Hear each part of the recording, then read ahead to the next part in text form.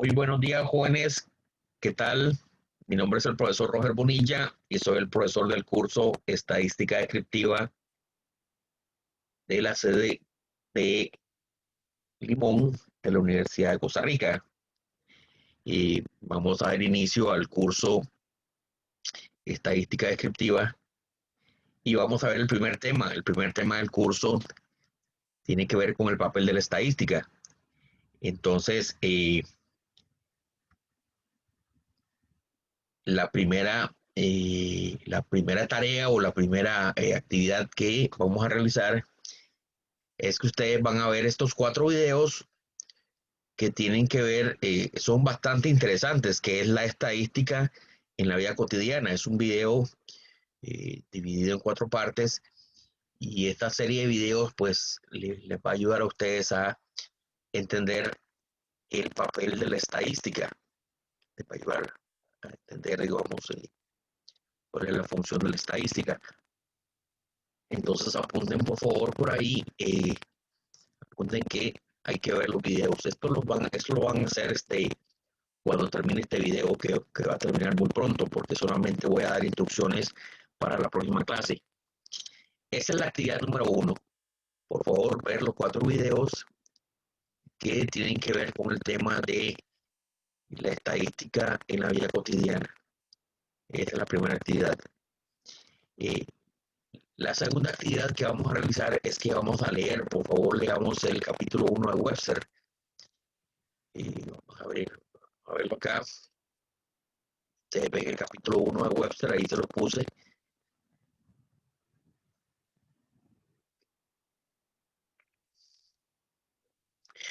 Y hagan una lectura, digamos, general, digamos, obviamente, pues ahí van a ustedes, pues, es posible que algunos conceptos, pues, no lo entiendan bien, pero bueno, de esa es eh, pero por lo menos ya conocerán los conceptos, por ejemplo. Entonces, por favor, hagan una primera lectura de este capítulo, el papel de la estadística. Eh, Ahí está el plan del capítulo, van a ver ustedes el plan del capítulo. Voy a hacer esto un poquito más pequeño porque no logro ver. Vamos a ver, aquí está. Bien, eh, vean ustedes que así está el plan del capítulo. El plan del capítulo pues está dividido en estas secciones, las cuales vamos a ir discutiendo digamos, una a una a partir de la próxima clase. Y al final pues vamos a hacer la práctica correspondiente. Pero si vayan por favor leyendo cada una de estas secciones, vean que está bastante ordenado. Eh, Todos los capítulos del libro siempre tienen una pequeña introducción, ¿verdad? Tienen una pequeña introducción, o sea, una lectura introductoria, un escenario real en donde se discute alguna situación real donde la estadística se utiliza. Entonces ya después de eso, pues ustedes empiezan la lectura, a leer la lectura. En la próxima clase vamos a discutir esta lectura, vamos a hablar, vamos a interactuar, incluso vamos a hacer preguntas, voy a hacerles preguntas también, ¿verdad? La importancia de la estadística, ¿verdad? Para qué es importante la estadística y las oportunidades que ofrece la estadística. Y parece mentira que vamos a ver, la pandemia del COVID a mí no me ha afectado. Más bien yo tengo más trabajo. Aunque no lo crean, yo tengo más trabajo durante la pandemia del COVID. Porque pues, bueno, el sector educativo en general no se ha afectado. En general el sector educativo no se ha afectado por la pandemia del COVID. El sector educativo y el sector médico no se han afectado. Pero curiosamente, incluso antes del COVID, yo ya tenía mucho trabajo porque pues estamos en un mundo, estamos en un mundo que produce datos todos los días y a cada rato. De hecho, eh, van a ver ustedes que hoy más que nunca se requieren gente profesionales en datos, los estadísticos. Entonces vean ustedes que si ustedes quieren tener trabajo así, bastante trabajo así como yo, pueden estudiar estadística. Sería fabuloso que alguien se dedique también, además del turismo y ecológico, que también se dedique un poco a la estadística también, ¿verdad? El estudio de la estadística, ¿verdad? Bueno, la aplicación universal de la estadística, esa es una de las grandes ventajas que tiene la estadística, que se aplica en todo, en medicina, en economía, deporte, imagínense, en informática, en medicina ni se diga, ¿verdad? Entonces, en turismo, ¿verdad? Luego vienen algunos conceptos, digamos, muy específicos del uso de la estadística. Bueno, gerencia de calidad total, bueno, es una de las áreas más comunes. Tal vez esto no les interesará mucho, pero sí se menciona y la necesidad de la formación en estadística. Aquí en Costa Rica, pues solamente hay una escuela de estadística que enseña estadística, y es una escuela chiquitita, que es la más pequeña que hay con la Universidad de Costa Rica. Es una escuela de 20 profesores, si acaso, menos, menos de 20 profesores. Una escuela que no tiene ni 50 estudiantes. Y tenemos mucho trabajo, ¿eh? Luego vienen algunas definiciones básicas, ustedes las leen. Lo que está enmarcado acá, así en esta forma, es muy importante, son definiciones que hay que tomar en cuenta, que tienen que tomar en cuenta, casi que de memorizar.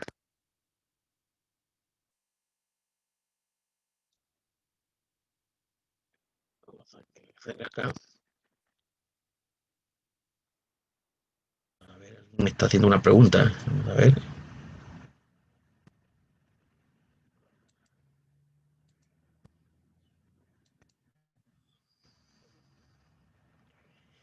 Y me está haciendo una pregunta acá.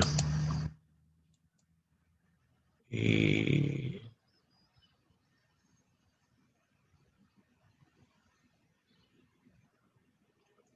sí, ahora sí, ya se escucha mejor.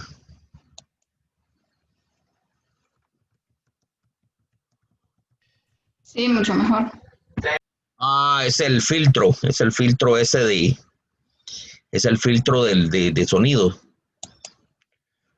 Yo creo que voy a deshabilitar ese filtro de sonido. El filtro de sonido está bien. Parece que hay choque cuando se graba.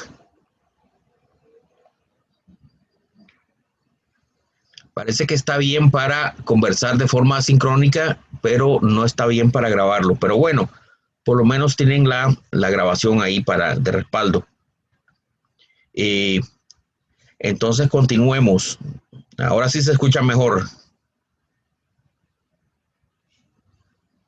Bueno, eso es una crítica para la gente que hace este programita, que hace el programita este de CRISP, que es el reductor de sonido. El reductor de sonido está muy bien para cuando uno habla así, ¿verdad? Uno hace una videoconferencia pero sin grabar. Pero cuando se empieza a grabar parece que sí empieza a dar problemas. Que se me escucha la voz así robotizada, ¿verdad? Algo así. Sí, Sí, ese es el problema de estos, digamos, de esta tecnología, bueno, que se está apenas eh, descubriendo que tecnología experimental, bueno, son estos temas que estamos hablando, ¿verdad? Que tiene mucha estadística. Muy bien, entonces mencionábamos ahora que la información que está así con una cajita así, es información muy útil, casi que son definiciones que uno debería memorizar. Esta definición de población y esta definición de parámetro, ¿no? Bien, luego el libro empieza a hablar acerca de muestras y estadísticos, y está la definición de muestra y está la definición de estadístico. Entonces uno tiene, tal vez es importante ver esa diferencia entre muestra y estadístico. Luego viene el tema de las variables. Vean ustedes que empiezan a ver el tema de las variables. Aparece una definición de variable. Y luego de esto, pues nos clasifican las variables en cuantitativas y cualitativas. Bueno, ahí van ustedes a leer la definición de cuantitativo y cualitativo, aunque creo que ustedes ya más o menos están sospechando. Luego hablan de variables continuas y variables discretas. Luego después hablan acerca de un tema que tal vez en el curso pues vamos a hablar bastante, que es el tema del muestreo, que para llegar a conclusiones válidas tenemos que hacer alguna forma de muestreo. Vamos a ver lo que es el error de muestreo y el sesgo muestral. Bueno, todas estas son definiciones importantes que hay que tomar en cuenta en la lectura. Posteriormente, pues hablan de las funciones de la estadística. La gente piensa que la estadística es solamente hacer gráficos y cuadros, pero no, la estadística va un poco más allá. Cómo recolectar información. Tengo un estudiante que quiere hacer un estudio acerca del machismo en Costa Rica. ¿De qué me dijo que quería hacer la tesis? Me dijo que quiere hacer una tesis del machismo en Costa Rica. Machismo, ¿ok? Entonces yo la primera pregunta que le hice fue obvia. ¿Cómo va? ¿Qué va a preguntar? O sea, ¿cómo va a recolectar ese dato? Usted le va a preguntar a la gente si es machista. ¿Qué le va a decir la gente? ¿Es usted machista? No, jamás, nunca. Entonces les digo yo, esa variable hay que saber medirla, ¿verdad? Ahí tiene que usted estudiar un poquito cómo medir esa variable, ¿ve? Hay que preguntar otras cosas, ¿ve? Entonces de eso trata la estadística. La estadística, pues, recolecta datos también, se encarga de recolectar datos. O también hoy en día, por ejemplo, eh, se habla de la felicidad de las personas. ¿Cómo sabemos si la gente es feliz? Usted le pregunta a la gente, ¿usted es feliz? Y la gente le dice, sí. No, le dice la gente, no, porque no tengo plata. No le pregunté si tenía plata, le pregunté si era feliz, ¿ve? Entonces la gente siempre asocia la felicidad con cosas económicas. O por ejemplo, la gente le dice, sí, no soy feliz porque estoy enfermo. Entonces vean ustedes que la gente asocia la felicidad con la salud. O la gente le dice, este, no soy feliz porque no me he casado, dice, yo no tengo hijos. Entonces vean ustedes que ahí asocian la felicidad con una cuestión familiar, una cuestión de pareja. O la gente, ¿verdad? Que dice, bueno, sí soy feliz y te habla de la religión, ¿verdad? Entonces vea que aquí hay una felicidad con un enfoque religioso. Entonces la felicidad como que tiene varias dimensiones, ¿ves? Entonces uno tiene que aprender a medir y aprender a recolectar la información, ¿ves? La organización, la presentación, el análisis y la interpretación. La estadística es muy amplia. Por eso yo les digo que si deciden estudiar estadística o tomarse este curso bastante en serio, pues les va a ir muy bien. Luego se habla de las escalas, un tema bastante interesante. Bueno, ahí lo van a ver ustedes, las escalas nominales, nombres. Hay algunas escalas nominales, ahí lo van a ver ustedes. Las escalas ordinales, ahí lo van a ver en la lectura. Tiene bien puestos los nombres, están ordenadas. Las escalas de intervalo, que son las más difíciles, van a ver ustedes que son números que parece que no son números, porque el cero es completamente arbitrario. ¿Ustedes sabían que hay números que no son números?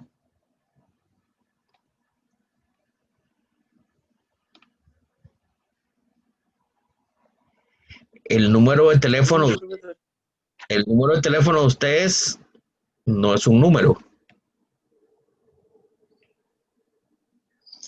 Bueno, mi número de teléfono es así. Mi teléfono es 8346-3552. Es mi número de teléfono. Pero ese número yo no lo puedo ni sumar, ni restar, ni dividir, ni multiplicar. No puedo hacer nada con ese número. ¿O sí?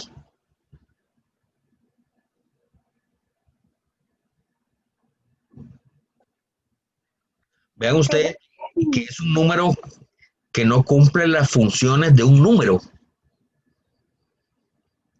A ver, ¿cuál es la? Profe, Sí, entonces usted está diciendo que todo número que no se pueda hacer alguna operación numérica, por decirlo así, no es un número. es un número que tiene una escala de intervalo. Estrictamente hablando, no cumple la función de un número, es un número con escala de intervalo. ¿Ve? O sea, es un número, claro que sí, y uno le dice un número telefónico, pero en realidad no cumple la función de un número. Para que un número pues cumpla la función de un número, tienen que ocurrir varias cosas. Ustedes lo van a leer en la lectura. Lo primero es que tiene que tener un cero. Tiene que tener un cero. Y ese cero tiene que ser absoluto. Es decir, cero es nada, conjunto vacío. Y de hecho, pues si ustedes marcan el cero, pues nadie le va a responder. Entonces vean ustedes que ahí está el primer problema. Estos números pues no son puestos completamente arbitrariamente, ¿verdad? El número de cédula también. El número de cédula. Nadie tiene el número de cédula cero. ¿Ustedes conocen a alguien que le tenga el número de cédula cero? Las placas de los automóviles, eso también, ¿ve? El cero no existe.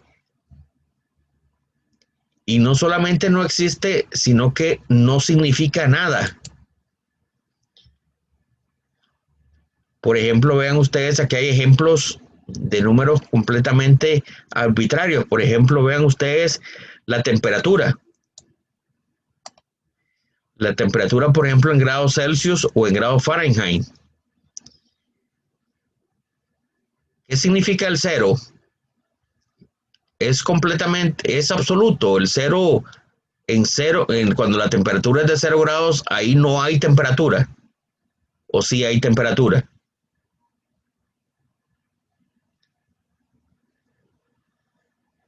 Sí hay. Sí hay. Entonces el cero no es absoluto. ¿Ves? En una escala de intervalos, el valor de cero se selecciona arbitrariamente. Bueno, a los 0 grados no es que no haya temperatura. Está muy frío, eso sí, está muy frío, al punto de congelación, pero no es que no hay temperatura. Entonces vea usted que la temperatura tiene una escala de intervalos, es un número que no cumple la función de número. Para que el número cumpla la función de número y sea estrictamente un número, el cero tiene que ser absoluto, o sea, que signifique cero, nada, conjunto vacío. Por ejemplo, preguntémosles a Ania, Ania, Y Ania, ¿cuántos hijos tiene usted? ninguno. Cero. ¿Ves? ¿Se da Cero. cuenta?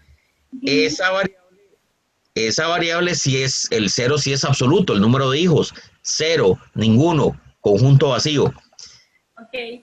Ahí sí, ve, ahí sí el cero es absoluto, es conjunto vacío y es cero, es decir, nada. Ujú. Entonces, ven ustedes que ahí sí esa variable es de razón, el número de hijos es de razón, el número de hijos es de razón. Pero si yo le digo, por ejemplo, la placa del automóvil de su casa, No tengo. pero o la de su vecino, dice, bueno, ¿será que existe una placa cero? Y seguro, yo creo, yo creo que no. Yo creo que no. Las placas son siempre 6 números. Dicen, yo creo que no. Entonces ahí el 0 es inexistente. Ahí está peor la cosa. El 0 es inexistente. Ese número, las placas, es un número, sí, pero tiene una escala de intervalo.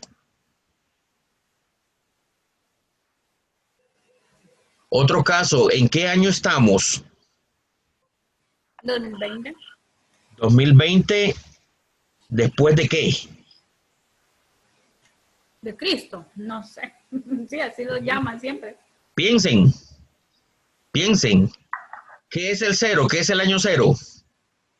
En el año 0 no había año. ¿O sí existió el año 0?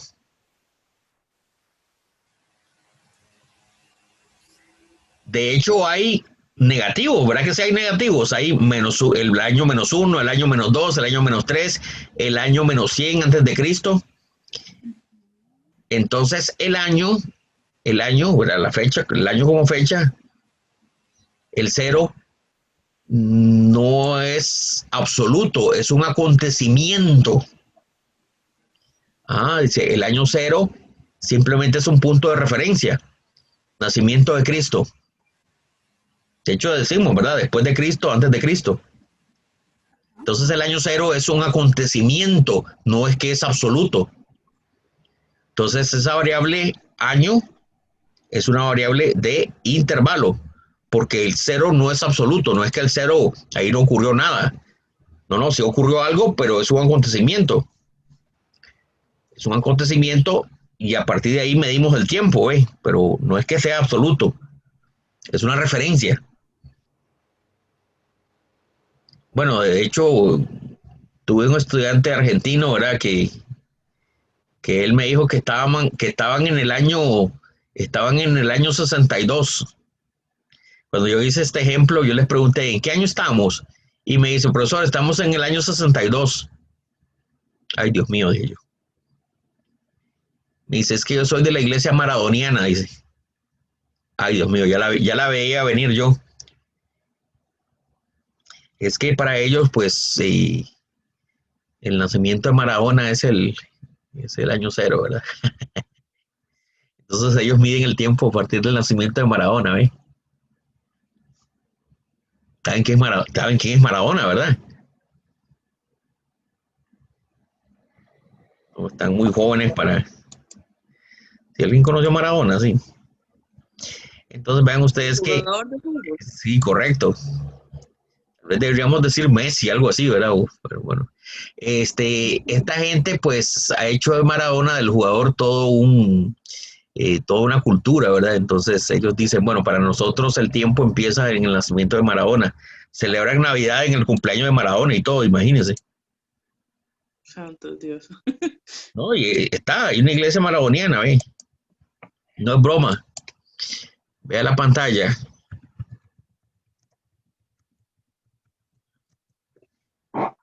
Yo los conocí en Finlandia, sí. Mire, iglesia maradoniana, sí.